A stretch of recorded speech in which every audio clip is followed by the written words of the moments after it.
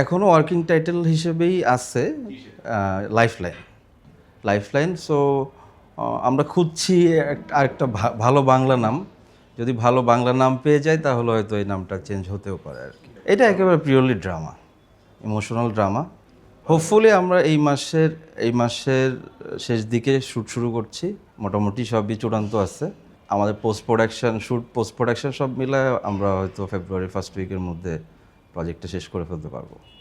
না, এটাই তো চ্যালেঞ্জ অ্যাকচুয়ালি, যে আমরা সাধারণত যে আর্টিস্টকে যে ফর্মে বেশি দেখি, আমার কাছে মনে হয় যে তাকে যদি একটু ভেঙে একটু ডিফারেন্ট ক্যারেক্টারে আনা যায়, সেটা বোধহয় দর্শকদের জন্য আরও বেশি মানে মানে চমকপ্রদ হবে হয়তো।